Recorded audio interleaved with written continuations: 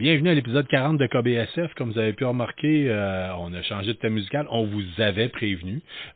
Écoutez, le thème musical que vous venez d'entendre, c'est une gracieuseté de Benoît Chapados, qui est un de nos auditeurs, qui a entendu l'appel à l'aide qu'on a fait. Oui, on a aussi Martin Robitaille d'un autre groupe de métal de Québec, Meet the Mailman, qui nous avait parlé qu'il voulait faire un thème musical pour nous. Là. Quand on l'aura, on partagera. Là. On est bien gros open pour que la scène musicale de Québec pour la promouvoir. D'ailleurs, si vous avez un groupe de musique et vous avez un spectacle qui s'en vient, n'hésitez pas à nous communiquer avec nous autres. Ça va nous faire plaisir de rajouter ça. Je considère que la musique peut faire partie de la culture geek, là, surtout quand on parle de métal, souvent c'est un style de musique qui peut très bien fitter avec une bonne partie de Donjon Dragon entre amis en arrière ou différentes choses semblables. Vous êtes écouté KBSF, We're Knowing Better Since Forever. Sean, ce soir, est pas là. Mon frère Patrick est là. Bonsoir. Bonsoir. Mon nom, c'est Carl Bourdage. Ton nom à toi? Patrick Bourdage. Patrick Bourdage. Bon, écoute, ça nous fait plaisir de te recevoir en studio. Puis de toute façon, tu étais prévu à l'horaire parce que ce soir, on va vous parler du jeu Stray. Oui. Oui, j'ai bien hâte de... Miaou. On aurait pu même faire le test d'une bière de la Noctem, peut-être pour l'occasion. Mais je vais vous en mentionner une tout à l'heure. Ouais, on vous avait parlé par contre de la Out of Time IPA. C'est celle qu'on va essayer pour vous autres ce soir. Parce qu'on veut éventuellement vous faire quelque chose de spécial là, pour parler de nostalgie. En fait, moi j'aime le thème nostalgique. Fait que ça va être quelque chose qu'on va vous parler en tant que tel. On vous pose des questions pas mal là-dessus depuis les dernières semaines dans le but de monter un épisode un peu plus stimulant. Là, on va patenter ça. Peut-être que ce sera un épisode spécial durant nos vacances ou quoi que ce soit. T'sais, on fait ça pour le plaisir. Fait que c'est pas une tâche pour moi d'enregistrer. Juste de même en tant qu'auditeur. Ouais. Ça va être thématique, genre une fois ça va être juste les émissions, une autre fois ça va être genre les jouets. Hey, écoute, pour cet épisode-là, j'ai l'intention de parler d'un peu de tout, là, mais je veux pas trop en parler non plus parce qu'il n'y a rien qui a été coulé en tant que tel dans le béton. Mais on va peut-être parler de autant films, séries télé, jouets, souvenirs en tant que tel. Là, peut-être je veux peut-être bien essayer d'avoir quelqu'un d'une autre génération que la nôtre aussi, peut-être pour parler, parce que nous autres, on est dans la quarantaine. En fait, tout est début cinquantaine. Quarantaine US, ouais. Quarantaine US. Quarantaine euros. Fait que on va, tu sais, dire, on a peut-être bien pas les mêmes souvenirs que d'autres personnes. Mais en passant, pas aussi vieux que c'est qui le gars qui est mort à 58 ans récemment. Je vous envoie une à toi puis à Sean, là. Très beau commentaire sur mon Ray sujet. Christensen, je crois pas bien. Ça. Ouais. L'acteur qui avait fait The Punisher dans le film Les Punisher, Les Liens du sang, et qui avait fait Firefly dans les films G.I. Joe. Et Firefly dans la série Rome, d'ailleurs. Oui, qui était surtout connu pour ça, mais Firefly, je pense, c'est un des personnages les plus badass après Snake Eyes. Petit truc à propos de Rome, on parle beaucoup de l'Empire, tout ça, César et tout ça, puis il parle tout le temps de ce centurion-là et du légionnaire qui est tout le temps avec le centurion, qui était fait justement par ce gars-là. La raison pourquoi ils sont dans la série, comme il disait, c'est que dans la guerre des Gaules, les deux seuls légionnaires dont César parle, c'est ces deux gars-là. Ce centurion-là et le gars qui était fait par Christensen. Mais c'est ça, c'est les deux seuls que César n'a jamais mentionné. Fait que c'est pour ça qu'ils ont pris les caractères. OK, mais en même temps, on ne sait même pas si ces gars-là, on le sait pas. Il faudrait que je vois, ils ont-tu vraiment vécu? Tu sais, je veux dire, des fois... apparemment, oui. Les Romains gardaient des bons... Ouais, mais il y avait des affaires, des fois, tu sais, je veux dire, quand venait le temps de faire de la propagande, c'est facile à inventer un personnage, puis de dire que... ça, c'était pas compliqué. César, il parlait juste de lui-même, surtout. Oui. Mais en tout cas, dans le dernier film d'Astérix, que vous pouvez voir, d'ailleurs, Astérix, c'est l'Empire du Milieu, qui est sur Netflix. Ils ont pris un joueur de soccer... super Clavel. Connu. Hein? Vincent Clavel, c'est ça? Non, pas Vincent Cassel. Lui, il fait Jules César, puis en passant, c'est le meilleur Jules César qu'il a jamais eu. Là. C'est épouvantable comment est-ce qu'il ressemble pareil comme dans la bande dessinée. Mais ils ont pris un joueur de soccer super connu, puis ils l'ont appelé Antivirus, puis c'est comme le super légionnaire là, qui clenche tout le monde, là, puis c'est tout le temps... là. Ouais, mais juste avant que Wuhan nous envoie leur fameux cadeau, il y avait sorti justement Astérix et la Transitalique, qui était comme une course de chars autour de la péninsule italique. Et puis le champion des Romains là-dedans s'appelait Coronavirus. Oui, il était pas pire. Coronavirus, puis aussi à un moment donné, ils ont des Amazones, puis ils disent, on sait bien, les Amazones arrivent tout le temps après 2 jours, ou quelque chose de genre. Il y a comme des jokes. Mais il n'empêche, Coronavirus, juste avant la COVID, là, c'était... Écoute, dans le cas où on veut tout parler de tout et de rien, vous comprendrez que je tiens encore à le rappeler, je tiens à remercier Benoît Chapados de Lock Up the Wolves pour le nouveau thème musical. Lock Up the Wolves, oui, ça sonne, s'il vous plaît, on vous avait prévenu. Et c'est un groupe de métal très mélodique. Là. Vous allez aller voir ça, j'en ai vu de disponible, je crois que c'est sur Spotify, sinon sur YouTube, vous allez avoir accès à au moins une de leurs chansons. Moi, j'ai noté des influences très Amon Amarth. Là. Fait que il y a de quoi de très intéressant. Là. Pourtant, je suis pas le plus grand fan de métal, je suis plus un gars de punk rock, mais j'aime bien écouter du métal de temps en temps. Et comme je le dis si bien, quand j'écoute du métal, mes voisins en écoutent aussi. C'est ça qui est ça pareil. C'est comme un de mes amis, quand il ne filait pas pantoute, puis il était en douleur constante, puis on avait pris une ride en char, il dit viens-t'en, t'as-tu quelque chose qui varge, hein? Puis j'ai amené un CD, c'était quoi encore? En tout cas, j'en parlerai tout à l'heure, là, mais quand j'ai fait écouter ça, lui, il était content. On roulait dans le centre-ville d'Halifax avec les fenêtres baissées puis le volume dans le piton. Il dit, moi, je souffre, eux autres aussi vont souffrir. Moi, là, quand j'ai fait mon service militaire, il y avait un gars avec qui j'étais, là, puis le gars, là, il disait, moi, quand je souffle, là, il dit, je chante du métal dans ma tête. Puis, à un moment donné, on était à la chambre à gaz, ils nous disent, OK, enlevez votre masque, procédez à des désinfections, puis je le vois qu'il pogne une puff de gaz. C'est supposé retenir ton souffle, mais une personne sur deux fait l'erreur. Ouais, puis après, puis là, je vois les yeux qui virent cross-side, tout ce que j'entends, c'est Close your eyes, go deep inside, let your mind. Le gars est en train de chanter du Slayer dans la chambre à gaz. Fait que, oui, le métal. Quelle douce mélodie. Hey, ce soir, Patrick, on va parler de Street tout à l'heure, mais on va peut-être commencer avec des nouvelles. On verra comment ça va prendre de temps pour faire cet épisode-là. Resident Evil, il y a un nouveau film qui s'en vient, ça va s'appeler Death Island. Ça va être disponible sur Blu-ray et DVD à compter du 25 juillet, malgré le flop de la série Netflix. Est-ce que tu as écouté la série Netflix de Resident Evil? Non, mais j'ai jamais joué à aucun des jeux de Resident Evil. Alors, Resident Evil, en termes de film, là, c'est une vache à lait. Là. C'est incroyable comment est-ce que Sony là, peut faire de l'argent avec ça. J'avais écouté un podcast qui s'appelle Arcade Québec. Là. Si vous êtes fan de jeux vidéo, en passant, c'est un des meilleurs que je peux vous conseiller. Là. J'avais écouté Arcade Québec, puis entre autres, dans leurs nouvelles, eux autres, ils parlaient des films de Resident Evil, comme de quoi que des fois, on pense que c'est des navets, là. Puis c'est juste des films, ça fait un job, mais ça fait un job, mais c'est crissement rentable. Là. Fait que, la seule affaire dans laquelle j'ai investi sur toute cette série-là, c'est quand je t'ai ramassé un masque en tissu pour la COVID avec le logo de Umbrella Academy en avant. Umbrella Corporation. Umbrella Academy, c'est autre chose. Excusez, c'est vrai, pardon. Ça, je l'ai regardé, par exemple, j'aime bien. Ça va-tu? Moi, j'ai la série de BD aussi, c'est très bien. Fait que Resident Evil, je crois que cette fois-là, ça va être un film fait en animation. La série télé, là, étrangement, ça a vraiment pas pogné, là. Mais moi, j'ai... c'est pas un secret pour vous autres, j'aime tout ce qui est post-apocalyptique ou des choses semblables. Puis moi, j'avoue que j'ai eu quand même du plaisir à l'écouter.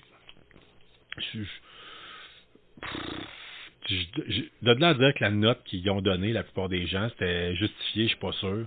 Je pense que le public de Resident Evil, c'est un public qui connaît la franchise depuis longtemps, qui sait à quoi s'attendre. Puis c'est un peu comme les fans de Star Wars, quand ils sont facilement décevables. On va juste dire ça de même. Patrick, t'as-tu écouté Loki, toi, dans le temps? Loki? La série télé sur Disney+, non, Loki. J'avais pas Disney+, à l'époque. OK. Puis, Loki, écoutez, pour ceux qui ne le savent pas, c'est une série qui est basée, qui est sortie l'année passée, je crois, sur Disney+. On parle, c'est comme un peu l'intégration des multivers un peu dans l'univers de Marvel. Écoutez, le trailer de la saison 2 va être annoncé, va être présenté en fait. On a su que ça va être présenté au Comic-Con de San Diego au mois de juillet. Le Comic-Con de San Diego se passe à peu près dans les mêmes dates à peu près que le Comic-Con de Montréal. Et je tiens à vous rappeler que ce soir, étant donné qu'on est le 10 juin, le Comic-Con de Montréal va avoir lieu exactement dans 33 jours. Et nous y serons. Fait que si jamais vous nous voyez, vous nous reconnaissez, venez nous dire bonjour, ça va nous faire plaisir même de prendre le pouls, de jaser avec vous autres, peut-être même de prendre une petite bière ensemble, ça serait très agréable. Mais c'est dans 33 jours. Nous autres, en fait, on va y être là dans 34 parce qu'on y va le samedi. Et je vous recommande fortement le billet du samedi parce que c'est la journée qui va avoir le plus de vedettes et de célébrités ou de dessinateurs. Sinon, les autres journées, vous risquez peut-être de vous bloquer à juste de l'achat. C'est le fun. Par contre, pour le magasinage, j'allais peut-être trouver les premières choses plus rapidement. Moi, dans le temps, j'avais cherché pour un comic book qu'on avait fait tirer ici en prix. C'était Walking Dead numéro 1. Puis c'est en étant VIP, en rentrant 1 heure avant tout le monde, la première journée que j'avais réussi à le trouver. Excellent. On continue un peu dans le domaine de Marvel. Scarlet Witch serait probablement annoncé dans Deadpool 3. Ils vont probablement faire un petit caméo ou quelque chose du genre. On a eu l'information qui a leaké comme de quoi qu'elle va probablement être présente là-dedans, ou du moins ils vont en parler. Et c'est à peu près ça pour... ça fait plusieurs fois qu'on parle de Deadpool 3. Là. La semaine passée, on avait parlé quand même pas mal. Mais si vous êtes fan de Deadpool, ça s'en vient, lâchez pas. Parlant de fan, moi je suis un bon fan, puis je regarde ton gilet aujourd'hui, tu as un gilet de Stranger Things. Oui! David Harbour, tu te rappelles c'est qui? Non. C'est le shérif. Ah, OK. C'est le shérif dans Stranger Things, puis c'est le père adoptif de Eleven. Oui, puis en même temps, c'est comme le père adoptif de Black Widow, dans le film Black Widow. OK. Il fait une espèce de Captain America soviétique, là. C'est particulier, là. Écoutez, David Harbour, là. Oh! Pardon, désolé. He's one of us. Il fait partie des nôtres. Je remplace Sean et j'en suis fier. Parce que David Harbour, croyez-le ou non, écoutez, cette semaine, il nous a parlé de Thunderbolts qui va être reporté. La date, on ne sait pas exactement quand est-ce que la date va sortir, mais ce qui est drôle avec David Harbour, c'est que ce gars-là, il est excellent. Là. Tu sais, je veux dire, il combat la maniaco-dépression, je pense, puis la bipolarité. Puis il disait, moi, les médicaments que je prends, c'est manger des hamburgers puis des frites quand j'en ai besoin, boire de la bière puis fumer des cigarettes. Et sachez que le gars aussi, son passe-temps, ben, ça, des figurines de Warhammer 40 000. Ah, c'est un joueur de Black Templar. Puis sa blonde, qui est une chanteuse connue, je ne me rappelle pas c'est quoi le nom, elle le filme quand il fait des affaires de geek, là, puis elle capote, puis elle est comme, checkez ça, le gros nerd, puis il est fier de ça. Là, il est avec ses lunettes de bijoutier pour peinturer de proche. Là. Mais en tout cas, moi je trouve ça excellent. Là. Fait que David Harbour, one of us, tout comme Henry Cavill, hein? Oui. Fait que Henry Cavill. Puis il y avait le regretté Robin Williams aussi. Oui, Robin Williams, c'est une grosse collection de Forge World, des gros titans, là, tout ça. Là. D'Eldar, j'avais entendu dire, c'est un gros fan de l'armée des elfes. Puis d'ailleurs, sa fille s'appelle Zelda. Fait que ça donne une idée, là. C'est très regretté, mais enfin, on peut pas voir ça dans la face de quelqu'un que ça va pas bien. Des fois, c'est drôle à dire. Tout le monde m'ont dit, moi, tu sais, souris, ça va bien aller. J'ai jamais autant souri que quand ça allait mal dans ma vie.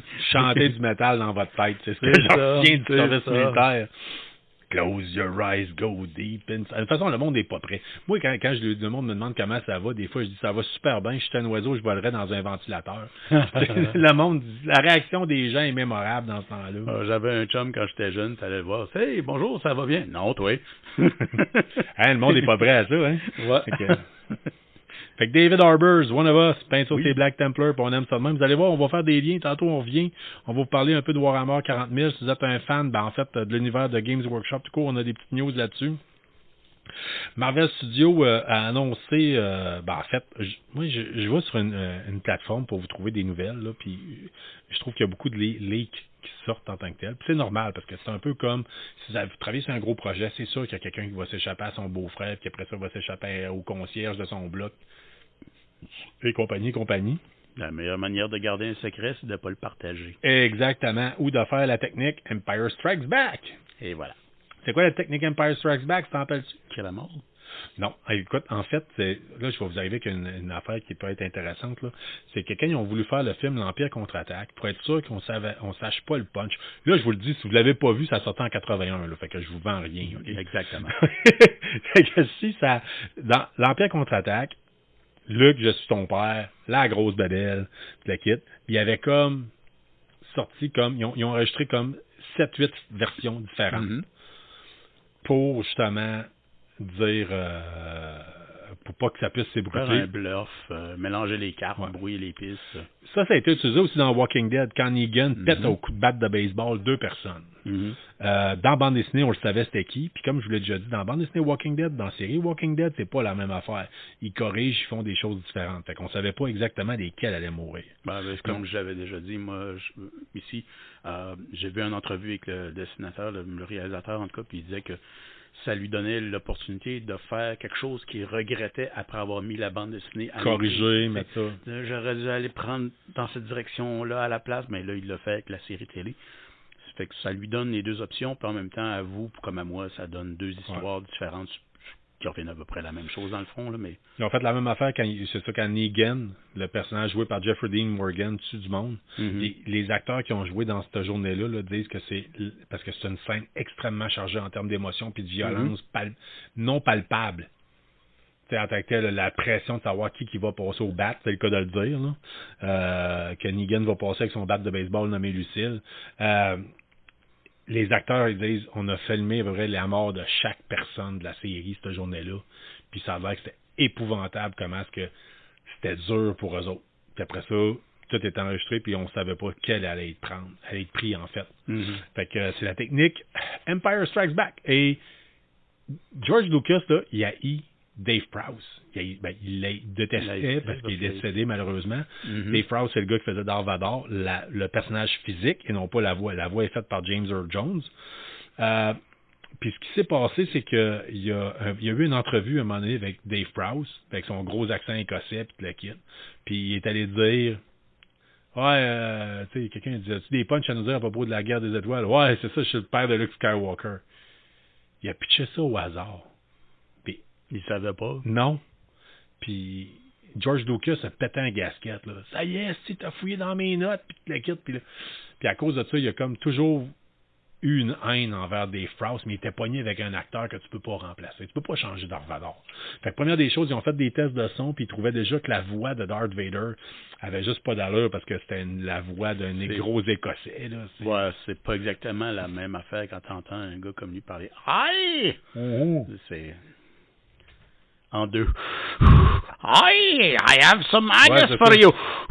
Puis quand ils ont fait le retour du Jedi, puis que Darth Vader enlève son masque, Dave Prowse s'attendait à se faire dire par George Lucas, écoute, tu l'as joué pendant 3 films, on te donne l'occasion de te faire voir sans masque au cinéma. Parce que Dave Prowse, première des choses, c'est pas un acteur, c'est un culturiste. Fait que, il a joué comme acteur dans, entre autres, Orange Mécanique. C'est lui qui fait le garde du corps de l'écrivain, puis qui lève de rien dans ses bras, dans sa chaise roulante. Là. Mais, en tout cas, c'est pas... Puis c'était l'occasion rêvée. Puis, malheureusement, George Lucas a fait « Non, fuck you, on ne verra jamais. T'avais juste à pas spoiler mes affaires. » Fait qu'il y a un documentaire, je sais plus s'il est encore disponible, qui se faisait sur... je pense que ça s'appelle « I Am Your Father », qui était disponible sur l'histoire de Dave Prowse puis sa place dans le rôle de George, avec la relation de George Lucas. C'est excellent, soit dit en passant. Puis les autres, pour fêter ça, ils ont réenregistré la scène finale. Puis ils disent, on peut pas vous montrer la Dave Prowse, sa réaction, parce que George Lucas, jusqu'à la fin, il a dit, non, tu peux pas mettre des bouts de mon film. Tu sais, il l'a bloqué jusqu'au bout, là. Lucas, il peut être bien cool, là, mais en même temps... Un petit haineux. Ouais, car il était très, très boudeur. C'est quoi déjà le sketch des cyniques, là? Oui. Je sais plus c'est lequel. Et il crie ça le feu à sa mère, car il était très, très boudeur. Les contes de Tante Lucille. Tante Lucille, ouais. Si vous connaissez pas ça, là, ça date des années 60, les cyniques, là. Ouais. Bien avant Rock et Belles Oreilles des années fin de 80, que ça, c'était carrément irrévérencieux. Les cyniques, dans ce temps-là, l'Église était encore assez puissante, puis ils se gênaient pas, là. Il y a eu des jokes, ça n'a pas d'allure, là. Ça fait partie du classique du Québec en tant que tel, là. Ouais. Mais j'avais été voir sur YouTube pour essayer de voir les contes de Tante Lucille par les cyniques. Ça se trouve pas. Par contre, j'ai trouvé, ça a été directement sur les contes de Tante Lucille, mais ça s'avère que c'était réellement une femme qui racontait des histoires pour les enfants, là, puis c'est ça que c'est allé dessus. Tandis que ceux-là, les cyniques, c'était autre chose. Là, Moi, je vais tout le temps me rappeler, il y avait quelqu'un qui me disait ça. Il disait, « Ah, tu viens de Limoilou, toi, tu connais ça la joke des cyniques? » Ouais. Non. Il dit, c'était quoi déjà? C'était chez Claude, en Haute-Ville, en Montcalm, la Haute-Ville de Québec. On mange du canard laqué, blablabla, avec une bouteille de Dubonnet 71. Comme ça, c'est chez Claude, dans Limoilou, on mange du ragoût de mouette sauté à 22, servi avec une bonne bouteille de Kick Cola, frappé comme la bonne femme. Ouais, un ragoût de mouette sauté à 22, puis on se bataille pour la pétate. Ah oui, c'est la ça. pétate. La pétate. Fait que si vous pensez que les rocs et belles oreilles avec je veux le poids dans ça pour poids, tout inventé, là. Ouais. Les cyniques étaient là avant. Ah, c'était affreux. Hein, Hey, on s'échappe, on part puis sur des chats, puis probablement que vous nous aimez de même, là, mais en tout cas. Si c'est pas le cas, vous nous le direz. Là. Fait que Marvel Studios, Avengers Secret Wars serait sorti. Ce qu'on a comme info, ça sortira en 2 films. Fait que connaissant les films d'Avengers, c'est des films qui sont assez longs. Fait que ça veut dire qu'on va avoir du matériel en masse. En même temps, les films d'Avengers peuvent être longs, tant qu'à moi, là. La semaine passée, on vous a parlé de Daredevil Born Again. Là, on a eu la confirmation que ça va intégrer Jessica Jones et Luke Cage dans le MCU. Ah. Tu sais quoi le MCU? C'est l'univers Marvel, de Marvel ouais. en tant que tel.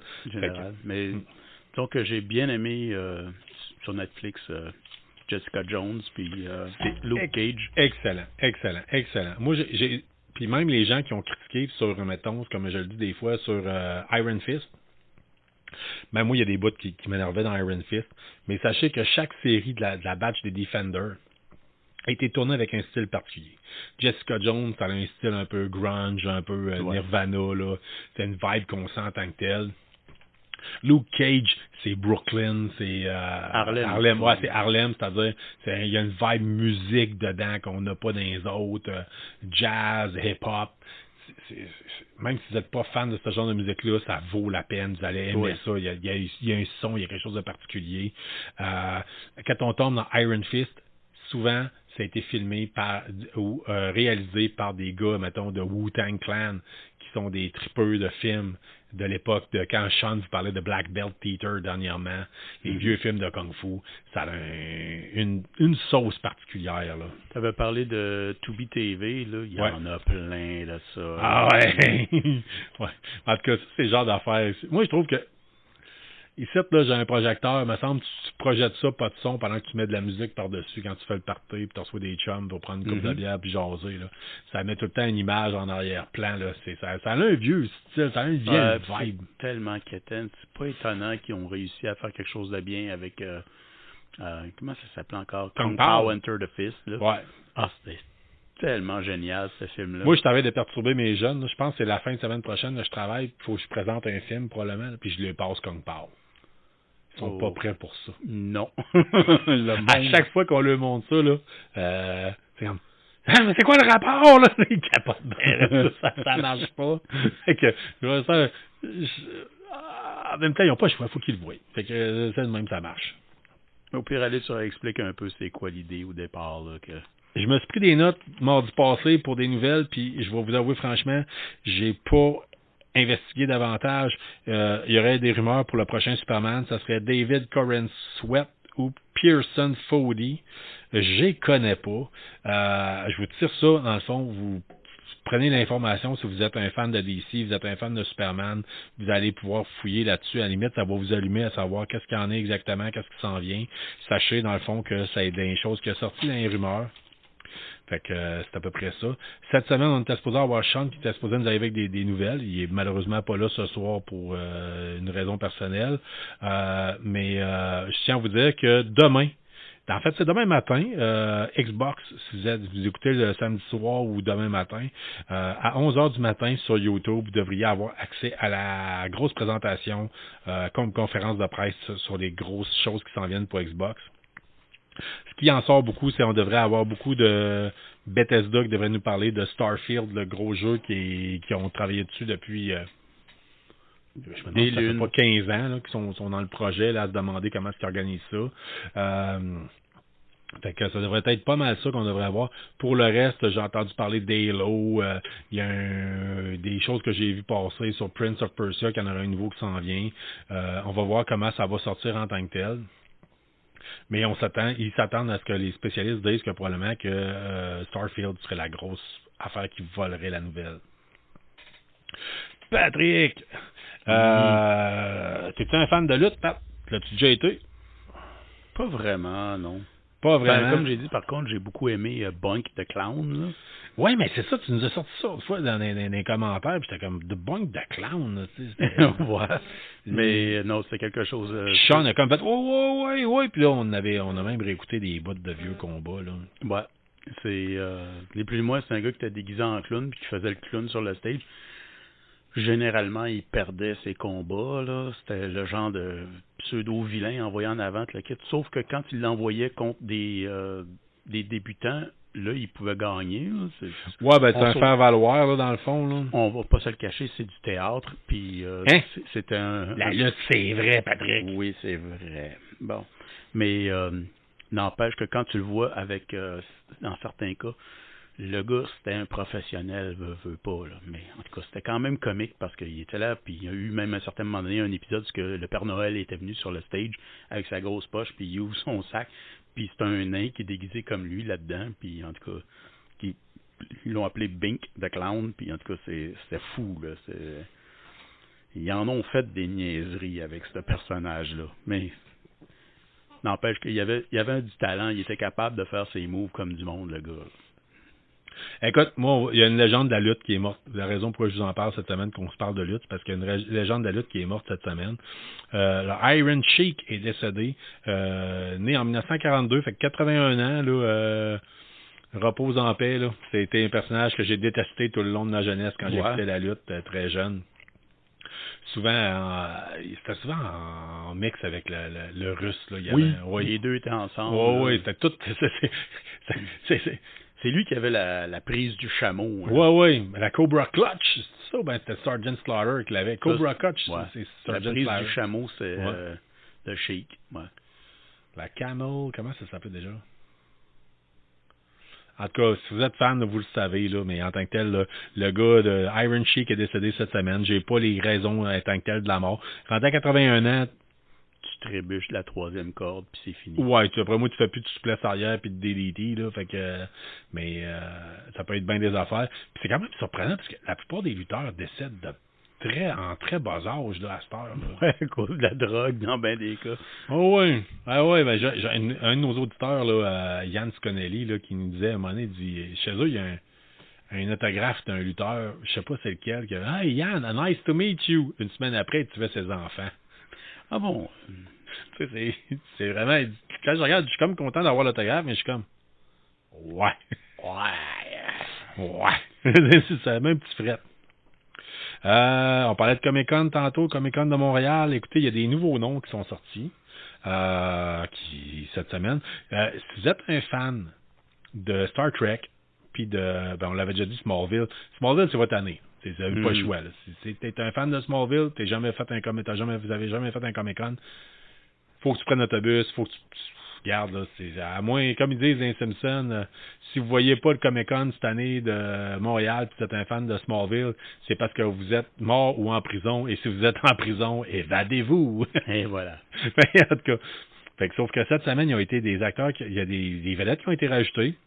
Jonathan Frakes, Beyond Belief, Fact or Fiction. Et Star Trek TNG. Exactement. John Delancey, Breaking Bad.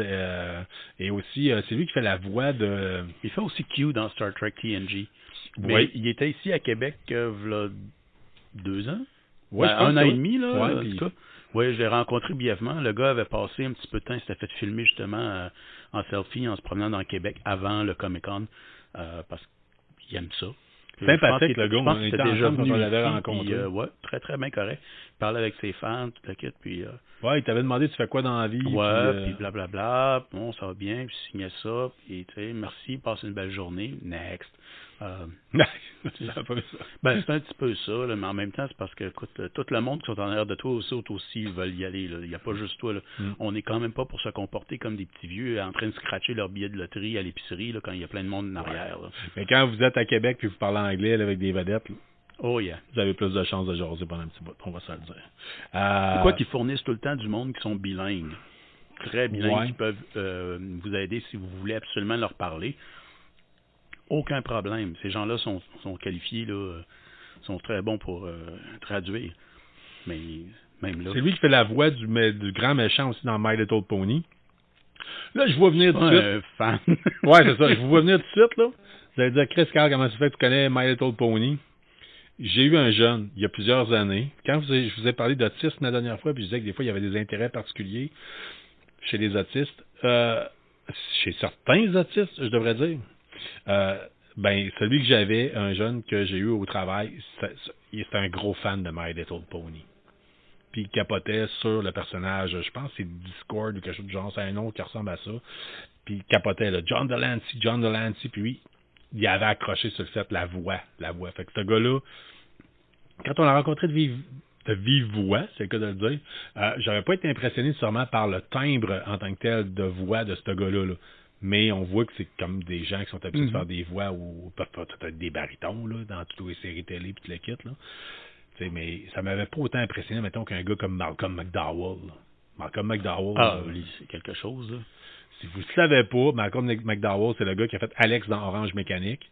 C'est aussi le gars qui fait la voix du président John Henry Eden dans Fallout 3. Puis quand on l'avait rencontré live, si je fais signer un drapeau de l'enclave, puis il dit « Oh, j'avais fait la voix du président, là. » Moi, j'étais juste avant toi. Ouais. J'attendais en arrière. Et My fellow citizen, this is John Henry Eden, President of your heart. Puis il s'est mis à nous le faire live. J'ai le poil qui me lève ses bras à chaque fois que j'y pense. Ouais.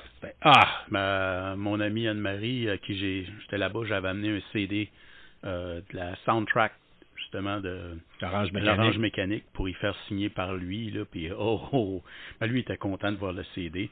Puis elle, pas malheureuse. Moi, là, cette année, là, je pense que c'est une des choses de l'année passée, j'ai vu des gens se promener avec le script d'Orange Mécanique. Oui.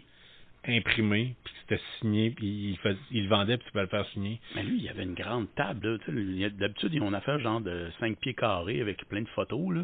Mais là, lui, c'était 2 tables de 6 pieds à peu près chacune, pleines de photos avec des scripts. Tu choisissais ce que tu voulais, puis t'arrivais en arrière, tu le signais. Là. Je capotais. Moi, ça a été compliqué de trouver qu'est-ce que j'allais faire signer par lui. Là. Mm-hmm. Et il y avait, et c'est pour ça qu'on était un podcast pour adultes, j'ai vu du monde qui avait fait signer le masque avec le nez en phallus, là, qui porte dans le film Orange Mécanique. Du monde qui avait fait signer ça. Puis j'avais trouvé une réplique. Là. Je me demandais si je faisais pas signer un chapeau melon ou quelque chose du genre.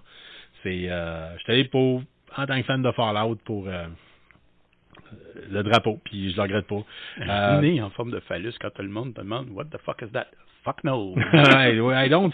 Who the fuck knows? Puis on a John Glover qui a été rajouté. John Glover, il a joué dans Smallville, il a joué dans Gremlin 2, la nouvelle génération. Écoutez, si vous fouillez, là, vous le connaissez, vous l'avez vu. Là. C'est jamais le gars qui a eu un rôle bien particulier, bien... C'est le gars qu'on a vu dans tous plein... les films des années 80, je pense qu'il a dû être dedans. Okay? C'est pas compliqué, là. Si vous êtes... Pas Danny Glover, John Glover. Fait que, écoutez, les dates, ces acteurs-là, je pense que j'ai pas mal vu, c'est tout du samedi et du dimanche. Par contre, les prix sont pas encore sortis en tant que tels pour les signatures puis les autographes et compagnie, les séances photos. Un comme l'autre, ça va être très intéressant, là. Mm-hmm. Fait que c'est pas mal ça pour l'instant. Fait que, Patrick, tu viens de nous parler de Warhammer 40 000. Oui. C'est une de tes passions, c'est une des miennes aussi. On est le 10 juin et c'est la prévente de la 10e édition qui s'en vient très très bientôt. Oui, c'est déjà la 10e édition. La 9e est sortie là pas tellement longtemps, mais en tout cas. Mais ça tombe terriblement bien parce qu'il y a aussi le jeu Space Marines 2 qui s'en vient. Si vous n'avez pas joué à Space Marines, l'original, qui date d'une dizaine d'années, là, quasiment, mais c'était très bien pour l'époque. Ça se jouait un petit peu comme God of War, sauf que vous étiez un Space Marine, c'était trippant. Mais là, le nouveau est encore mieux, vraiment. Vous pouvez aller voir le trailer en ligne. Et puis, là, vous faites un lieutenant primaris, puis ça fait dans le dash. Surtout, là, vous êtes contre les tyrannides. Si vous ne savez pas c'est quoi les tyrannides, imaginez quelque chose entre Aliens puis et Starship Troopers. Oui, exactement.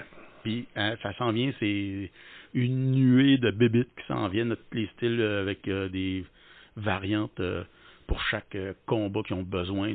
C'est vraiment assez terrifiant, là, avec une mentalité aussi un peu comme dans Independence Day, genre on bouffe tout. Quand les tyrannides ont passé, il reste juste une roche. Ouais. Même l'air est parti. Donc c'est assez intéressant, mais c'est ça, la 10e édition s'en vient. 72 quelque chose miniature qu'on a vu là-dessus. Je t'avais montré les photos, c'est quand même très détaillé. C'est les Space Marines et les tyrannides. Donc vous en avez beaucoup là-dedans, avec certaines qui sont nouvelles. Ça va être quelque chose de beau. C'est dispendieux, encore une fois. Mais ces boîtes-là, maintenant, tu as vu les dernières boîtes, comment? Oui. Quand tu as la grosse boîte, c'est lourd. Ben, la plupart de l'industrie du jeu en tant que telle, tu sais, je parle des HeroQuest fréquemment. Pour bien des gens, c'est épouvantable le prix du jeu. Mais si je calcule le temps que j'ai pris à peinturer, assembler, à jouer, tu sais, en tant que tel, c'est pas un problème.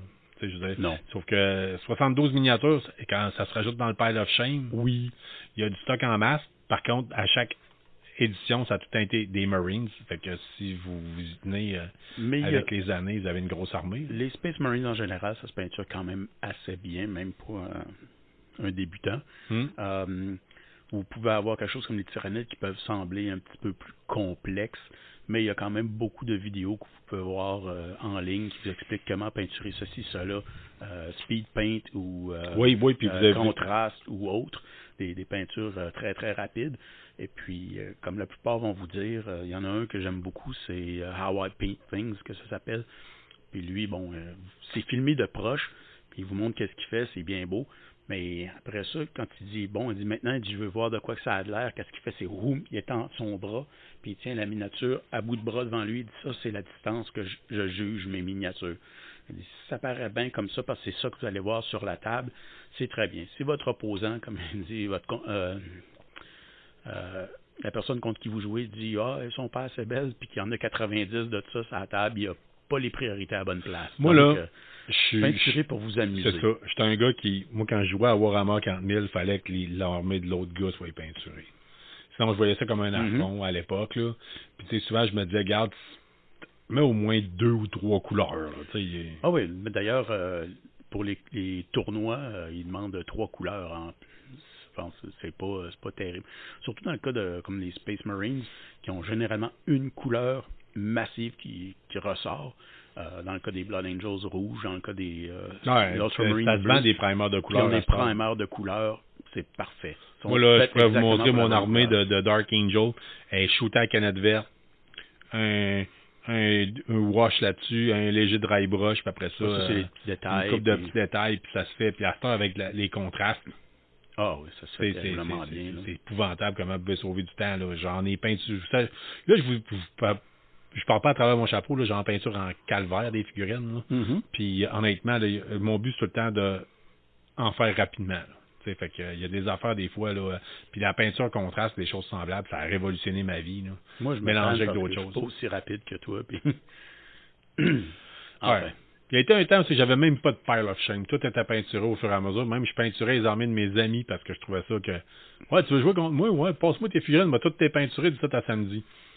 Ouais, c'est pas mon cas. Pourtant, j'ai travaillé des 12 heures, que j'avais des journées off, 6 jours off, puis je me préparais à me tenir debout la nuit, fait que je peinturais toute la nuit, puis même là, ça arrivait pas, en tout cas. Ouais, mais tu sais...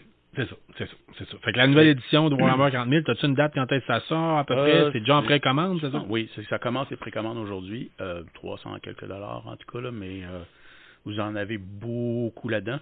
Mais comme les 2 autres éditions précédentes, vous allez probablement avoir d'autres versions plus légères. Oui, j'avais la Command Edition, je pense. Que j'avais genre les pièces de terrain étaient faites en Elite, qui étaient faites en carton, je pense.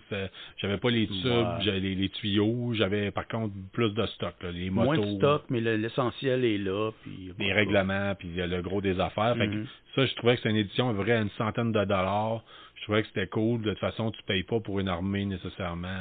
Moins de miniatures, vous n'avez pas le gros livre, mais le gros livre, c'est une brique, mais ça en même temps, ça raconte beaucoup toute l'histoire, la fluff, comme on appelle là-dedans. Puis, le gros livre, en plus, dans un an, ils vont sortir à la version corrigée, puis mis à jour et compagnie. Ouais. En ce moment, par contre, ce qui se passe, c'est que les règles ont quand même assez changé, encore une fois. Ils ont simplifié ça, ils ont mis ça beaucoup plus fluide.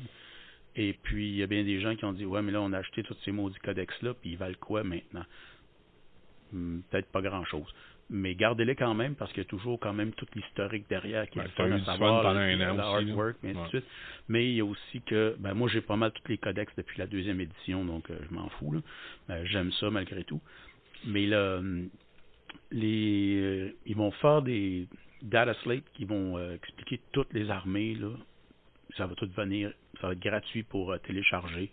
Donc, tout est là. Vous pouvez commencer à jouer avec la 10e édition, avec votre armée. Nice. Et le codex va sortir dans 2 ans. Hey! Ça fait le tour des nouvelles. Mine de rien, ça fait un petit bout qu'on en parle.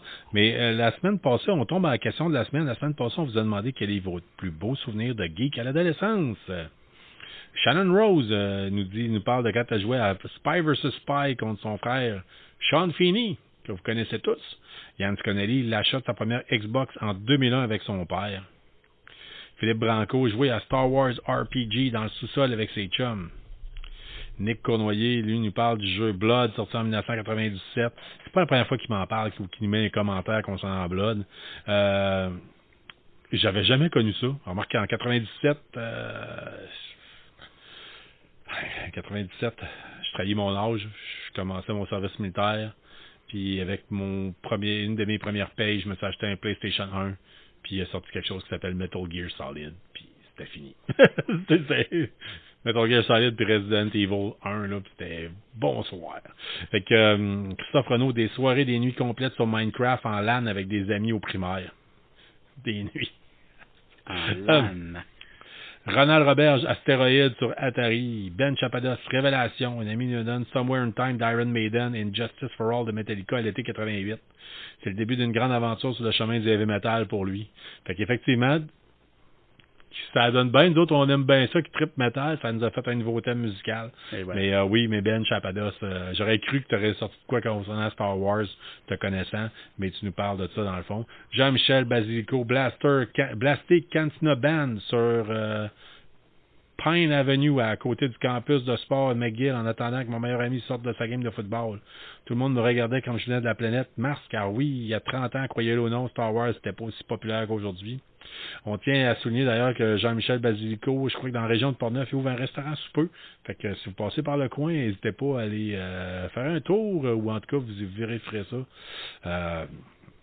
Fait que ça devrait être ouvert prochainement, ou du moins cet été, si vous faites un petit peu de route. Carrie-Anne Duchesne, trouver des CD de Freddy Fish dans les boîtes de céréales. Sinon, le début du gaming, mon premier PC, ma première PlayStation, mes premières nuits blanches de gaming. Toi, Pat, tu nous as parlé de la fin de l'adolescence, du début du cégep. T'étais parti de ceux qui, au secondaire, qui avaient un malaise de 5 ans. Augmenté du fait qu'être gay, qui était mal vu. Je comprendrai jamais la nostalgie des années 80, sauf pour le punk rock. Je suis tout à fait d'accord avec toi. Ouais. Une chose que je dis souvent, c'est que il fallait se rabattre sur autre chose, un autre intérêt qu'on avait dans la vie, puis ça servait comme à cacher un peu ce qu'on faisait. C'est quasiment honteux, là. C'est ridicule. Aux années 80, là, ça paraissait pas bien d'avoir des bonnes notes à l'école. Là. Oubliez ça. Là. Puis si moindrement tu jouais à Donjons et Dragons, là, tu avais une calculatrice dans ta petite pochette de chemise, là, ça t'était fait. Non, là, c'est ça. Mais on se rabattait sur autre chose. Il y en a qui c'était le sport, un tel sport, peu importe. Moi, j'ai beaucoup aimé le punk rock. Ça a été... Ouais, moi aussi. D'ailleurs, c'est toi qui m'as fait connaître bien gros des affaires du punk rock. Puis je t'en remercie encore. Puis jamais assez. Steve Rochette, toute la prélogie Star Wars que peut aller voir au cinéma. Oh, enfoiré. La prélogie. Épisode 1, 2, 3. Ouais. Il y a du Jar Jar Binks en masse là-dedans. Là. Ouais. Mais c'est pas grave. Moi, j'ai réussi tout. Tu étais probablement déployé. J'ai vu le premier de la prélogie quand ça avait sorti. J'étais content pour deux choses. Parce que j'avais pas vu les épisodes 3, 4, 5 du tout au cinéma. Puis ensuite, après tant d'années, on était-tu content de voir quelque chose, là? Fait que même Jar Jar Binks m'a pas déchanté, j'étais trop content. Ouais, ça faisait tellement long. Ouais, c'est ça. Si vous aviez connu les années de vache maigre qu'on a eues, vous chialeriez pas sur les derniers, l'épisode 7, 8, 9, puis des affaires comme les dernières séries qui ont sorti, comme Obi-Wan, puis les savourer. Ouais. Comptez-vous chanceux. Je l'ai déjà dit, on vit une époque formidable pour les geeks. vous vous rendez pas compte jusqu'à quel point. Les années 80, si vous pensez que c'était cool, là, non, tout était brun. Il n'y avait rien de fluo, aussi. Tout était brun. Il fallait aller à l'église de temps en temps. Les filles les plus cute, aussi, portaient des jeans, aussi, jusqu'en dessous des... quasiment jusqu'en dessous du cou, aussi. C'était juste que... En tout cas, non, c'était pas... mais il y a eu des bons moments, puis on vous en parlera dans l'épisode Nostalgeek qu'on a l'intention de vous faire. Puis tellement de spray net que ça a fait un trou dans la couche d'ozone. Oui, c'est même pas une farce.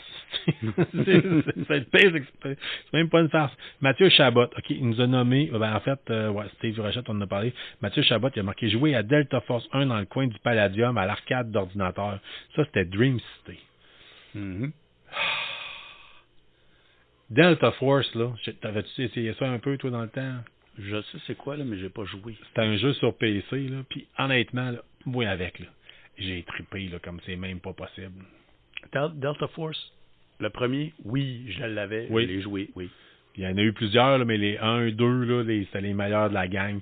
Puis là, moi, là, je me rappelle encore de tous les sons et les calls. Il y avait des calls, là, c'était genre King 6, this is King 6, this is Whiskey 1, request to fire for effect over. King 6, negative, your target. Là, tu sais, t'entendais ça, c'était des calls que t'entendais dedans, puis man, ça roule dans ma tête, là. C'est quand j'entends ce call-là, ça... Let's go! On fonce puis on vide tout. Fait que... Cédric, t'es dessus, pareil, il nous parle de la sortie de Halo 3 en 2007, première fois de sa vie qu'il obtenait un Xbox Live à ce moment. J'étais le seul de mes amis à l'avoir et nous avons fait une soirée live, genre 10-12 personnes dans ma chambre à gamer à Halo 3. Méchant beau souvenir. Philippe Desrosiers, fin d'adolescence, 24 heures de jeu de rôle avec l'animateur vedette de KBSF dans le cabanon chez Nick. L'animateur en question, c'est moi. Puis oui, on avait décidé de faire ça. On voulait faire un 24 heures de jeu de rôle. On s'était booké, une gang de chums. Dans un cabanon, c'était fait venir de la pizza, je me rappelle bien, directement dans le cabanon. On avait tout sorti du stock du cabanon. On avait rentré une table, puis on jouait à Dungeon, puis à tous les jeux possibles. On avait joué à Robotech, puis on se relayait, puis des fois, parce qu'il y a... Ouais, c'était... on avait décidé de vouloir faire ça. 24 heures de gaming, de jeux de rôle, puis c'était... Martin Vallière, il nous parle à l'adolescence probablement quand j'ai reçu mon premier ordinateur que mon père m'avait acheté, un Pentium 100 full équipé avec le top de ce qu'il faisait à l'époque pour faire ses travaux scolaires. Bien sûr, ça me servait pas mal plus pour jouer à des jeux style Duke Nukem 3D, des jeux de Dungeons and Dragons, aller sur Internet avec Netscape, faire du chat sur MIRC et ICQ. ICQ. Hey!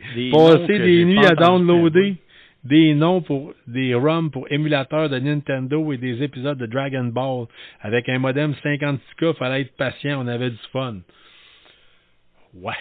Martin, je te comprends totalement. Là. Oh. Puis sache que moi, j'avais découvert... c'était quoi déjà? Il y avait un logiciel que j'allais chercher de la musique. Puis j'avais une connexion de marde. Puis téléphonique, puis je travaillais sur appel. Fait qu'il fallait que ma ligne soit libre. Fait que je téléchargeais la nuit, là, je partais une coupe de tunes, puis le lendemain matin, j'espérais que ça marche. Des fois, mettons, je partais de 10 tunes, puis le lendemain matin, j'avais une tune à télécharger. Là. Fait que oui, Martin, je sens ta douleur. Je sens ta douleur. Mais d'autres choses dans MIRC. Hey, MIRC. Toi, quand tu restais à Halifax à l'époque, des fois, les vendredis soirs, on prenait une coupe de bière à distance, en se jasant par MSN. Quand on n'était pas sur le téléphone, qu'on commençait à avoir les oreilles rouges, à force de l'avoir à côté, on se rencontrait pour ça sur Messenger. Puis on fouillait en ligne, puis c'est une manière de ne pas être seul. Puis, Hey, la gang de geeks, c'est l'heure du tirage. Cette semaine, on fait tirer 4 sous-verts. 4 sous-verts imprimés en 3D. Probablement de Marvel, mais si vous êtes, mettons, si vous êtes un peu comme Patrick Baudette la semaine, ou il y a 2 semaines à peu près, je savais que c'était un fan de World of Warcraft. Patrick est venu chercher son prix d'ailleurs hier. J'ai fait imprimer 4 sous-verts de World of Warcraft à la place.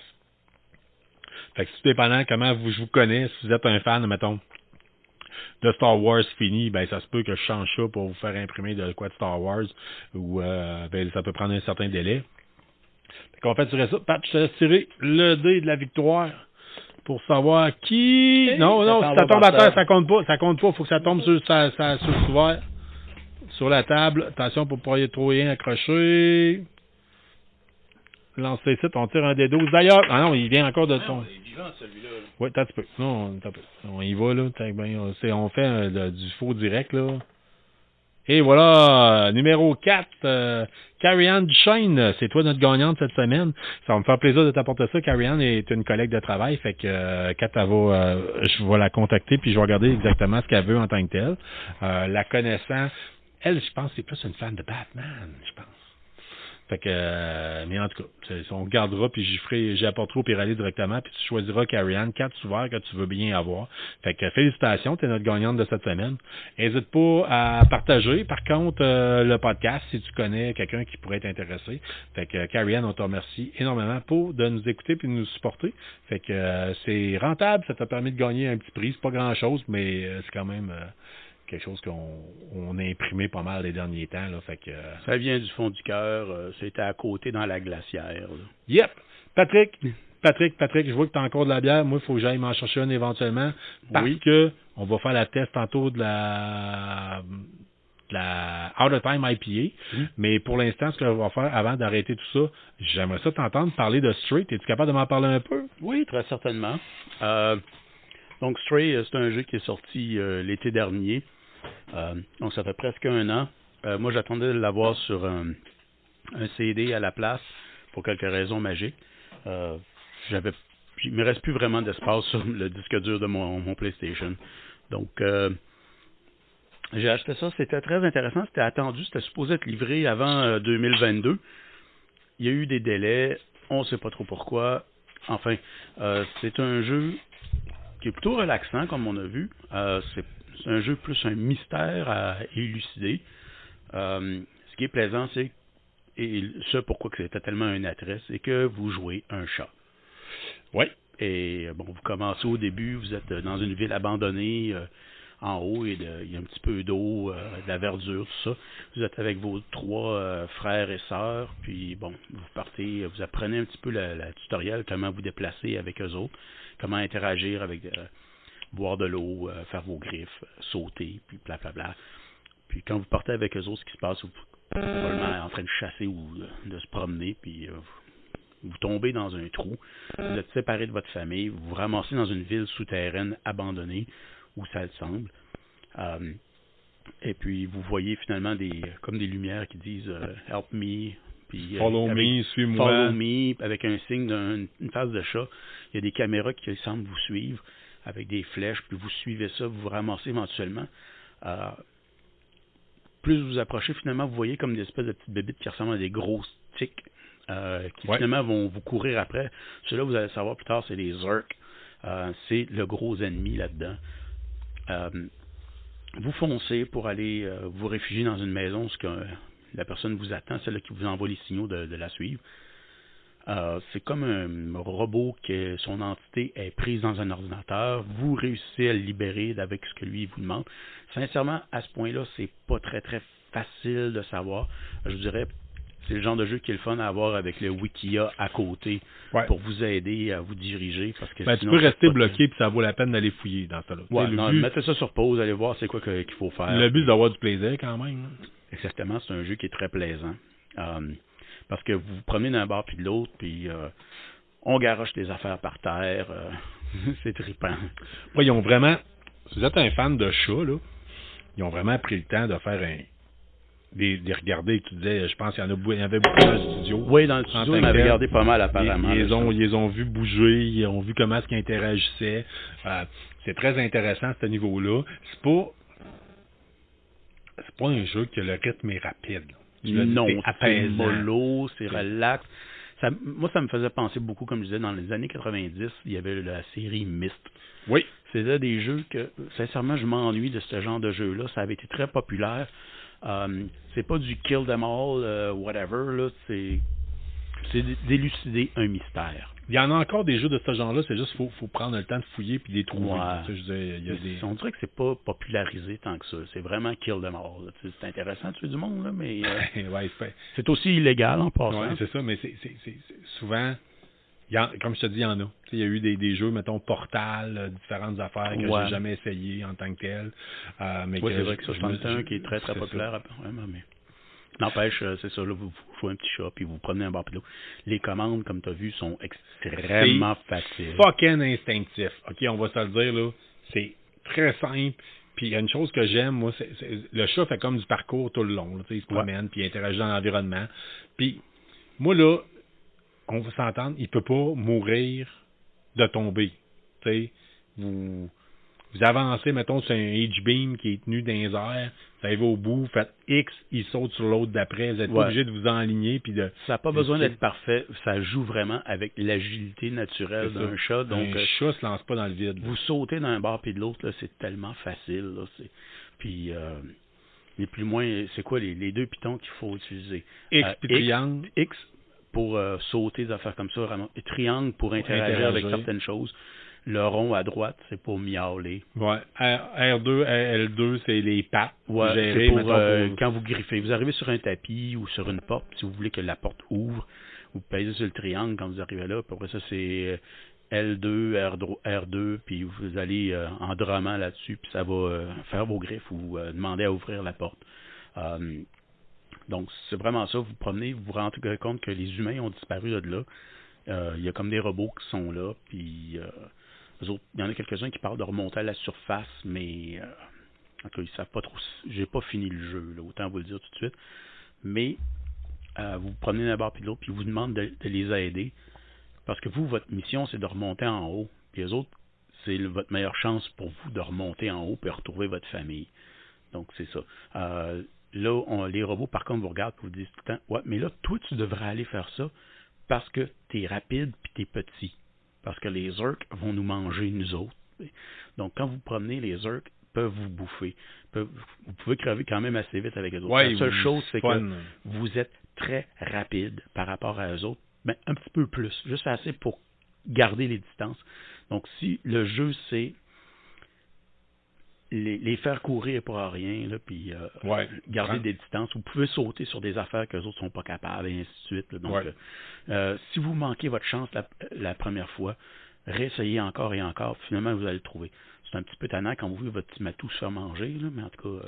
ouais, mais tu sais, c'est pas aussi pire que bien d'autres jeux. Là. Il n'y a pas de sang non plus. Là. On a mis une petite vidéo en tant que telle sur la page de KBSF, sur la page Facebook, là, très court. Là. Je fais avec mon cellulaire pendant que tu joues, là, puis c'est filmé dans le sol chez nous et que le plafond n'est pas fini. Là.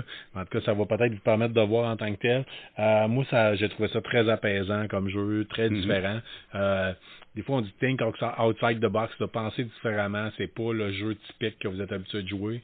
Moi, j'étais un joueur de jeu de shooter d'habitude, extrêmement rapide. Là, le rythme est lent. C'est le but, c'est plus une affaire de penser, d'observer, puis il y a juste quand vous vous faites poursuivre par les heures que là, il faut vraiment aller vite. Là, mais ouais, mais tu sais, il en faut un peu parce que sinon, ça serait juste un jeu bien... Mais vous vous ramassez avec le petit robot que vous qui est comme un drone et avec un petit harnais qui vient avec vous, puis il faut que vous l'aidez à regagner sa mémoire, puis lui, ben, éventuellement, vous trouvez un autre robot qui vous donne une arme, parce qu'il dit, bon, les Zurks sont nyctalopes. Donc, la lumière ne leur fait pas du bien. Fait que, il y a eu comme une espèce de gun de lumière que lui, ça les fait exploser. Puis il organise que le petit drone qui est avec vous, quand vous l'activez, il peut activer cette lumière-là. Fait que quand les Zurks arrivent dans un rayon d'à peu près 1 pied autour de vous, ils explosent. OK. Par contre, il vous dit carrément, l'arme n'est pas faite pour quelque chose aussi petit que ce que tu as sur le dos. Donc, la batterie use très vite. Il faut que tu le laisses recharger un petit peu. Donc, tu ne peux pas garder le doigt là-dessus constamment. Ah, OK. Mais ça rend les choses intéressantes à très peu de frais, dans le fond. Disponible dans plusieurs langues, d'ailleurs. C'est disponible en français, parce que tu l'as dit. Les robots parlent comme un gibberish, là, comme un peu comme R2D2. Là. Puis, ça sonne quasiment humain, mais comme c'était garbled. Là, mauvaise transmission radio, mettons. Ouais, là. c'est ça. Ben, de la friture, là. On disait noisy and distorted. Ouais, c'est ça. Mais... en tout cas, vous mettez simplement les sous-titres dans la langue que vous voulez, puis c'est très bien. Là. C'est intéressant comme jeu. Là. Puis vous pouvez voir beaucoup de réactions à ça sur YouTube éventuellement. Il y en a aussi qui vont mettre des réactions comment que leurs chats ont réagi à ce jeu-là. Oui. Il y en a qui sont intéressés par ça. La mienne n'a rien voulu savoir. Ça y a passé du pied par-dessus la tête. Mais il y en a d'autres que ça a très bien réagi. Là. Hey, c'est différent, puis c'est excellent, puis c'est C'est ça. C'est frais, c'est nouveau, c'est un autre 48 à moins 13% sur Amazon que j'ai vu récemment. Pas trop cher. Ça dit quoi, 9h30 de jeu à peu près au total. Hey. C'est quoi? C'est quand même pas si pire, je vous dirais. C'est 4.8 sur 5, la cote. Oui, sur Metacritic, c'est quand même très bien coté. Là. Je veux dire, c'est ça. Je pense que c'est tellement différent de ce qu'on a l'habitude de jouer dans l'industrie du jeu vidéo présentement que ça n'a pas le choix d'avoir une bonne cote. C'est frais, c'est nouveau. Je serais pas surpris qu'on va entendre parler de ce jeu-là, ou en tout cas, comme de quoi que ça risque de peut-être de gagner certains prix. As-tu la copie physique avec toi juste sur le bord? C'est qui le studio qui fait ça en tant que tel? Passe-moi pour aller la... C'est I Am 8-Bit. Non, c'est B12. B12 qui fait ça. C'est côté E pour tout le monde, 10 ans et plus idéalement. Nous autres, on y a joué sur PS4. La version que tu as, d'ailleurs, c'est une copie que tu peux upgrader vers PS5 si on aime ça, parce que c'est ça. On a tout attendu notre PS5 pendant un bout. Fait que un joueur à la fois, 9 GB d'installation, compatible DualShock. Fait que on parle de... c'est pas mauvais. J'ai bien aimé ça. Je suis surpris. La seule chose, moi, ce que j'ai bien aimé, l'animation, en tout cas avec le chat, c'est vraiment très, très réaliste. Puis, il y en avait plein dans leur studio qui me disaient pour les observer, voir que ça avait l'air naturel. La seule chose, comme je t'ai dit, que j'ai trouvé un petit peu dérangeante, c'est la face du chat, qui est pas tout à fait ce que ça devrait être. Ça m'a fait tout de suite penser à une affaire quand même un chercheur japonais avait appelé The Uncanny Valley. En français, c'est la vallée dérangeante ou la vallée de l'étrange. C'est cette affaire-là, c'est quand vous avez un robot ou un androïde, puis ça va jusqu'à un certain point où que vous pouvez carrément voir que c'est un androïde, même si ça ressemble pas mal à un humain, mais c'est clairement un androïde, ça va. Puis après ça, vous pouvez avoir un androïde, un robot qui va avoir l'air carrément humain, comme dans Fallout 4, les synthétiques. Les synthétiques. Ça passe comme dans du beurre. C'est pas si pire. Mais entre les deux, il y a une affaire que ça vous dit. Ça a l'air de ça, mais il y a quelque chose qui cloche. Ouais. C'est ça, les Uncanny Valley, la vallée dérangeante, la vallée de l'étrange. Puis c'est un petit peu ça que j'ai trouvé avec la face du chat. Juste légèrement, pas tant que ça. Ou un peu juste comme... un petit peu genre, il y a quelque chose qui cloche. Peut-être que si vous n'avez pas de chat, vous allez dire oh, il est très bien ce petit minet-là. Mais moi, c'est parce que j'en ai une, j'en ai tout le temps eu. Puis la mienne, elle est dans ma face régulièrement. Fait que je le vois bien là, que c'est pas tout à fait ça. Là. Un peu comme le film The Irishman qui avait été tourné pour Netflix quand tu disais Robert De Niro puis différents gros acteurs de films qui avaient été comme rajeunis pour le cinéma. Mais la façon que les gars se lèvent. Puis comment ils se déplacent, c'est comme des gars de 80 ans. C'est ça, là. Il y a eu ça aussi dans... Je pense dans les derniers Star Wars, à un moment donné, on voit Chewbacca, que le gars, il se déplace, c'est super lent, puis à un moment donné, quand il se fait tirer dessus, il monte une échelle, là, comme si le Ritalin venait d'embarquer, là. Ça marche pas, là. Il y a des petites différences comme ça, en tant que tel. N'empêche, il est très, très bien, malgré tout, là, puis vous pouvez quand même interagir avec les robots que vous rencontrez. Puis, c'est... Comment dire, vous pouvez vous frotter après eux autres, puis quand ça fait ça, les autres, ils ont comme un écran pour une face, puis la face, c'est comme 2 points avec le sourire, puis ça ressemble un peu au petit bonhomme Lego, mais quand vous frottez dessus, là, il y a un cœur qui apparaît à la place, il aime bien ça, là, puis en tout cas, c'est cute. Ouais. C'est le genre de petit jeu que vous pouvez jouer en famille aussi. Vraiment, en tout cas pour le prix, je pense que c'est un bon achat. Ouais. Pour avoir une expérience de jeu différente là, qui sort de l'habituel, qui sort des jeux en ligne avec du monde qui explose, comme il disait dans les annonces. J'ai bien aimé. Je dois avouer que je suis curieux. J'ai le goût peut-être de m'en trouver une copie physique en tant que telle pour voir qu'est-ce que ça va être la suite. Puis c'est ça. Hey, Patrick. Oui. Hier, je suis allé faire un tour chez mon chum Kevin Rivard, qui est tattoo bar.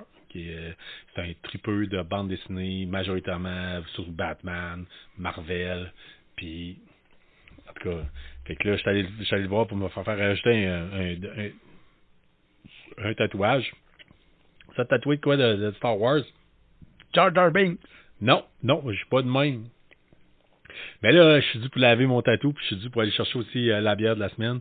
Fait que on va prendre une petite pause. On va passer à l'autre étape, puis on vous revient avec la critique de la bière, la Out of Time, qui est fabriquée par Pixel, une compagnie de microbrasserie qu'on vous a parlé souvent. Fait qu'on vous revient avec ça très prochainement.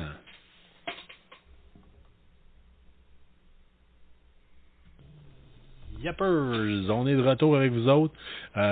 Écoute, cette semaine, on vous teste un produit de la compagnie Pixel. On parle de McFly Des IPA. parfaits inconnus, on n'a jamais testé Non, de Pixel presque pas. D'ailleurs, on va être dû pour aller faire un petit tour. Écoutez, la IPA temporelle, 55 de IBU. Donc, on parle d'une bière quand même avec une bonne amertume, 6% d'alcool. Je vous fais la description rapidement. En tant que tel, c'est une bière non filtrée qui est recommandée de boire au frais. Ça a été fait par Hochelag de Montréal. Il recommande aux autres servir à 6 degrés Celsius. Une belle couleur jaune. Nom de Zeus. Pas besoin de retourner en 1985 pour savourer cette délicieuse IPA. Vous pouvez le faire en regardant cette trilogie mythique des années 80. Les accords, j'arrive pas à voir exactement c'est quoi le premier. Je sais que c'est comme un poster quelconque. Sinon, les skateboards qui volent, les guitares électriques et les chaussures de sport futuristes. Fait que c'est les accords en tant que tels. Mm-hmm. Sean nous dirait, comme d'habitude, de bons amis. C'est pour ça qu'il n'est pas là. Ouais, on va tester ça. Pat, as-tu pris une gorgée à date? Oui. Oui, tu peux nous en parler pendant que je regarde en tant que déjà, l'odeur est très fruitée, sans amertume à l'odeur, c'est déjà ça. En prenant la gorgée, en la goûtant, en la faisant rouler dans la bouche, on goûte vraiment un petit côté très fruité, mais pas si pire que ça. L'amertume vient par la suite, mais c'est pas si pire que ça, là. C'est pas une amertume qui va vous faire grimacer, là. C'est pas vinaigré ou quoi que ce soit. Non. Moi, ça... Vous goûtez l'amertume, mais ça vous fera pas... Je sais pas si c'est la couleur qui fait en sorte que je suis trahi en tant que tel. On parle d'une bière quand même très pâle, un jaune que la lumière passe pas vraiment au travers, assez cloudy en tant que tel. Mm-hmm. Moi, je sens des belles notes d'ananas. Oui, une petite affaire. Cloudy, genre un peu quasiment comme une Vice, là. Ouais, mais beau petit col en tant que tel. On parle d'un beau produit IPA. Mm-hmm. Pas un gros goût. Je m'attendais à payer, avec 55 débuts, là, je m'attendais à pas mal plus ce que j'appelle des fois le goût de scène noire. Non, ça c'est plus une cuivrée, ça. Ouais, je sais, mais tu sais, quand t'es jeune, tu fais la gaffe de te mettre une scène noire dans la bouche, elle a un goût en particulier. Moi, j'appelle ça le goût d'IPA. Puis il y a déjà quelqu'un qui... Je me demande si c'était pas Martin de Meet the Mailman qui m'avait dit ça. Il dit, si j'ai le goût de boire une IPA, moi, t'étais une scène noire. Est-ce qu'il y avait quelqu'un qui m'avait dit ça dans le temps, finalement? Avec le temps, on est tous venus qui aimaient les IPA. Ouais. Mais Martin, par exemple, quand tu avais demandé quel genre de bière qu'on aimait, j'avais mis, moi, la Archibald, la Nuit Blanche, que j'aime bien, qui est une IPA blanche, puis lui, il avait dit, c'était mon deuxième choix. Ouais. Mais, il reste à côté de la brasserie, une bonne IPA, c'est pas nécessairement amer. D'ailleurs, je vais vous en parler dans une seconde de ça. Là. Oui, moi, en tout cas, à date, honnêtement, la Out of Time, j'adore. Mm-hmm. Je m'attendais à pire. Juste assez pour que ça soit goûteux. Belle petite amertume en tant que telle, là. Honnêtement, puis je l'ai déjà dit, je le redis encore, si vous êtes quelqu'un qui travaille chez Pixel, on serait pas gêné d'être un représentant pour vous autres. Oui, il y en a certaines des fois qu'on a aimé peut-être un peu moins, mais celle-là, vous tombez dans notre table en tant que tel. Sean, tu manques de quoi? Oui. Sean, d'après moi... Ben, ça va bien avec des amis, puis c'est pour ça qu'il n'est pas ici. arrête donc. C'est ça qu'il y a pour m'avoir dit que j'étais sur le bord de la mort. Ouais, c'est ça. Mais en tout cas, chose certaine, on avait déjà parlé qu'on va en racheter pour l'essayer en tant que tel avec lui. Mm-hmm. On avait déjà parlé de faire la baffe de troll ce soir. Puis la baffe de troll, je pense, c'est pas mal dans le coin de 55 IBU. J'aurais été curieux d'essayer les deux back-à-back. Juste pour que le monde IBU, c'est l'indice d'amertume en tant que tel d'une bière. OK. En pourcentage? Ouais, ben c'est comme une cote, un peu comme l'échelle de Scofield, si vous essayez des piments, mettons, puis vous voulez savoir c'est-tu épicé ou non. Puis ça va vous dire, quand vous avez l'occasion d'avoir une bière que vous pouvez voir en tant que tel, le niveau des débuts, ça va vous dire en tant que tel. Si vous êtes, mettons, la Springfield IPA, mm-hmm. je pense qu'elle avait un IBU de 35, si je me rappelle bien. Puis on avait dit, si vous avez quelqu'un qui n'aime pas les IPA ou qui dit, j'aimerais ça m'essayer à découvrir les IPA en tant que tel, Je viens de voir de quoi d'assez mourant. Écoutez, ben c'est ça. Dans le fond, plus vous regardez le niveau bas de IBU, quelqu'un qui ne connaît pas nécessairement les IPA, vous allez plus facilement, c'est plus facile d'approche. Mhm. Quelqu'un que vous connaissez qui n'est pas un fan de bière, si vous commencez ça avec une grosse bière noire comme une Kostritzer allemande ou quelque chose du genre, ou une Guinness, ça se peut que ça fesse. Là, t'sais. Tandis que si vous commencez avec une petite bière blonde là, de blé là, légère, ben c'est ça. Fait que quand vient le temps de se faire découvrir, vous n'êtes pas un gros fan d'IPA, peut-être commencer avec des bières que l'IBU est moins fort. Elle, en tant que telle, pour du 55, je trouve ça particulièrement doux. Pat, j'ai la canette devant moi. Ce qui me fait extrêmement rire, c'est qu'à l'arrière de la DeLorean, d'habitude, la plaque, c'était Out of Time qu'on voyait. Mais celle-là, je sais pas si tu es capable de la lire. Ben là, attends un petit peu. Où sont mes lunettes? Non, mes autres lunettes. Ça vient de trahir notre âge. Out of ear. Out of beer. Out of beer. Fait que le gars prend le char pour voyager dans le temps, pour aller chercher de la bière. Ouais. Fait que c'est des petits détails de même qui font en sorte que les produits Pixel, on adore en tant que tel, ce qu'ils font. Moi, les accords en arrière, le petit message, le kit, j'adore ça. Mais je suis pas déçu. Vraiment pas déçu. Vraiment, mais vraiment pas déçu. Tu me prendrais ça avec quoi, toi? Écoute. Pas des amis? Oui, tout le temps. Mais c'est léger quand même, comme je l'ai dit, pour une bière à 6%, 55% d'IBU.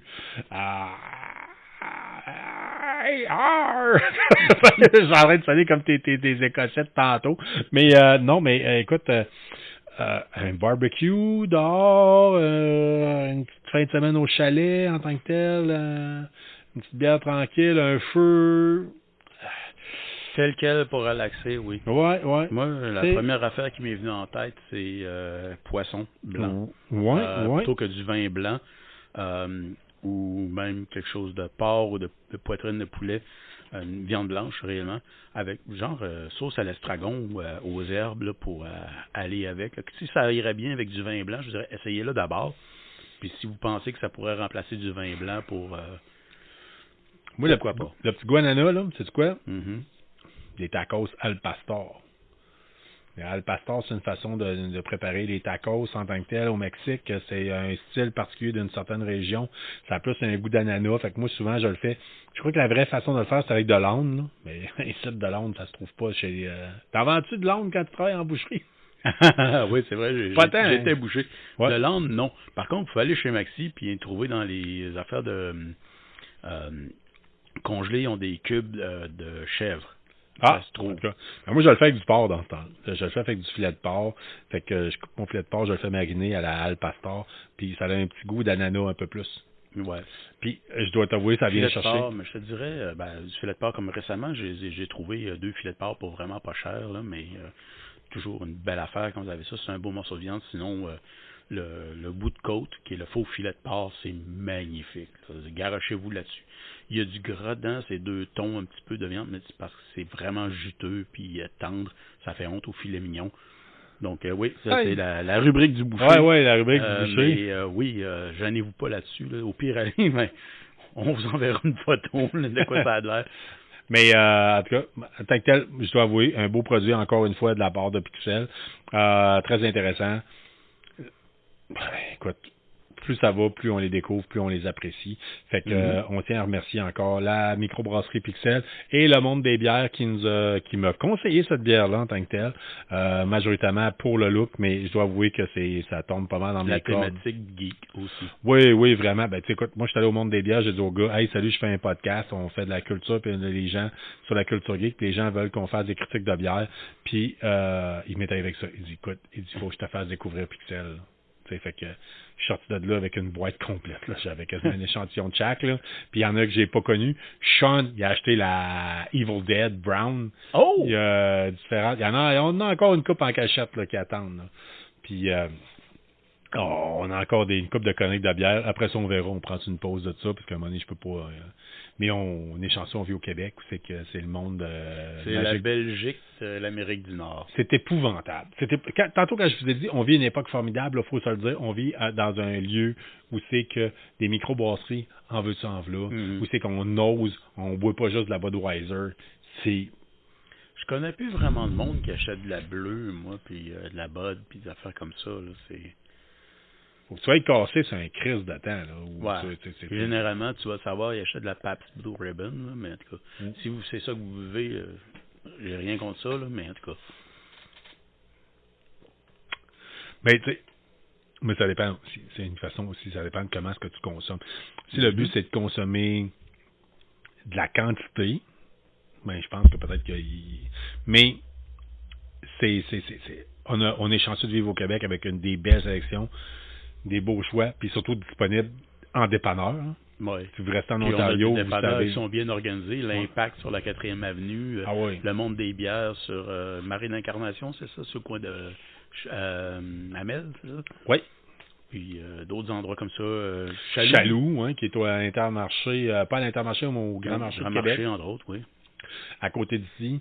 Il y a un petit endroit à Pont-Rouge, pas Pont-Rouge, à Cap-Rouge aussi. Ouais, c'est le nom. C'est pas Chaloux. Chaloux? Je suis pas certain.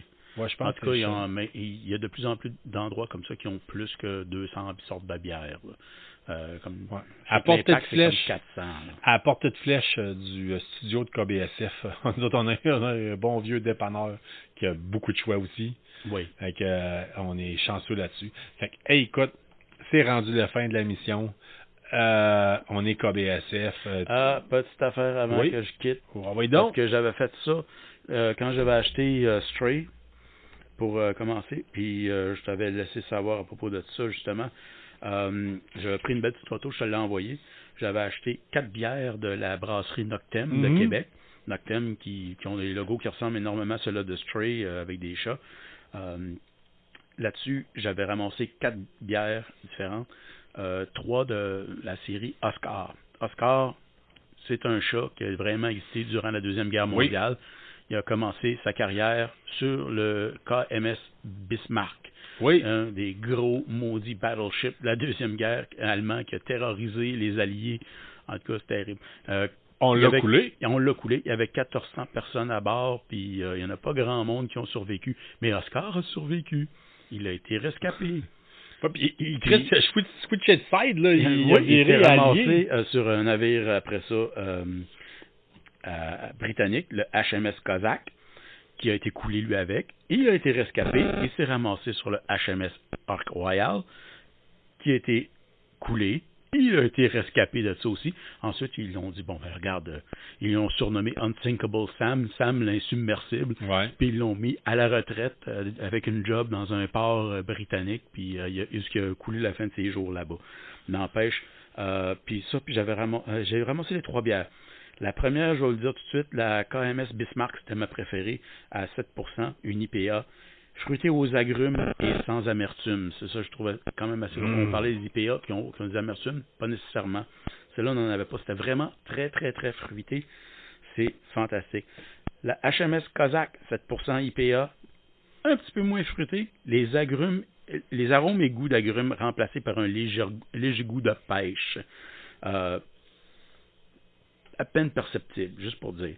Ensuite, le Oscar HMS Ark Royal, encore une IPA à 7%. Encore moins fruité, mais le goût de pêche plus prévalent, mais toujours subtil. Amertume inexistante. J'avais écrit coudon, c'est-tu vraiment des IPA? Puis avec ça, j'avais pris la loi de la ruelle, des 4%, une American Light Lager. Léger goût de houblon, sans prétention, une bière de soif, comme dirait mon frère. À prendre avec des amis comme mon bière de tondeuse, comme une bière de tondeuse, c'est ça. Exactement. Donc, c'était 4 petits produits de Noctem local. Donc, si vous voulez essayer quelque chose en jouant à Stray, ben, vous pouvez toujours essayer. Moi, je vous recommanderais la catnip. Oui, la catnip IPA. La canette est belle. La canette est belle. Ça ressemble à ma petite Chattanooga qui est une petite grise rayée comme ça. Puis oui, elle a les yeux comme ça quand elle sort la catnip. Les yeux bien buzzés là, sur le catnip. Bien buzzés. C'est une IPA pure et dure, assez forte. Mais il y a un très, très fort goût d'herbe et une odeur un peu. Mais parce qu'ils en ont mis dedans, ils en ont infusé. J'ai adoré cette bière-là. C'est quelque chose de spécial. Ouais, mais ça a vraiment mis leur nom sur la rue parce que c'était une des premières canettes qui ont sorti. Puis je me rappelle à l'épicerie que je travaillais, ils avaient fait une grosse section de bière toute nouvelle quand ils ont rénové. Puis celle-là, elle était toujours en demande. Elle était toujours C'est un excellent produit, soit dit en passant. C'est spécial. Fait que, on vous encourage à encourager les brasseurs locaux, vos microbrasseries locales. Sinon, celles, peu importe, les microbrasseurs du Québec, encouragez-les. Les disquaires aussi, votre disquaire local, parce qu'on ne veut pas virer comme Los Angeles, qu'il reste, je pense qu'il restait même plus aucun disquaire à Los Angeles. Sinon, il y il y a une dizaine d'années, quand on avait vu le show de Bad Religion, j'avais dit, on est content de voir qu'il y a encore des magasins de disques ici. Il en restait un à Los Angeles à l'époque. C'est big, Los Angeles. Ta femme était encore enceinte à l'époque. Oui. Ta fille vient d'avoir 10 ans. Oui. Fait que c'est sûr, c'est pas mal disparu. Là. Fait que, en tant que tel, écoutez, c'est pas mal la fin de l'épisode KBSF de cette semaine. On vous recommande fortement de vous abonner à notre plateforme, à nos différentes plateformes, à commenter, ça nous fait plaisir, à interagir avec nous autres, parce qu'on a des choses qui s'en viennent. Il y a le poster Sean avait trouvé, fait signer par la gang. Il y a quelque chose de big là, qui s'en vient, là, conjointement avec Première Issue. Parlant de Première Issue, on n'a pas parlé de BD whatsoever. Fait que on laisse ça à Sean. Oui, on n'en parlera pas cette semaine. On est déjà pas un mal épisode assez long. Fait que on vous encourage fortement. Venez nous voir, partager, participer sur notre page, nos différentes plateformes. De cette façon-là, vous allez être capable de peut-être gagner un prix comme Carrie Ann cette semaine, qui a gagné 4 sous-verts. Imprimé en 3D. Fait que ça nous fait plaisir de vous avoir. Fait que mon nom à moi, c'est Carl Bourdage. Ton nom à toi, c'est Patrick Bourdage. Ça donne que t'es mon frère. Et fait que on vous souhaite une bonne semaine. Restez geek, restez curieux, restez interagissez. Comme Martin Vallière, là, qui est un de nos auditeurs, qui nous a parlé de Wheels of Times ou quelque chose de genre. J'ai pas eu le temps d'écouter encore Martin. J'ai vu la première saison, il faut que je la regarde encore une fois. OK. Mais moi, j'avais bien aimé parce que quand ça arrive, la première attaque que tu vois, il y a des Beastmen qui arrivent, puis ils ont l'air réellement des Beastmen de Warhammer. Hey, on n'en parle pas trop. On n'en parle pas trop. Ouais. Hey, on n'en parle pas trop. On garde ça pour une autre fois. Mais tu me donnes le goût. OK? Ouais. On garde ça de même. C'est spécial, mais tu devrais pas haïr ça. Bon, ben, bonne soirée tout le monde, à la semaine prochaine. Au revoir. Bye!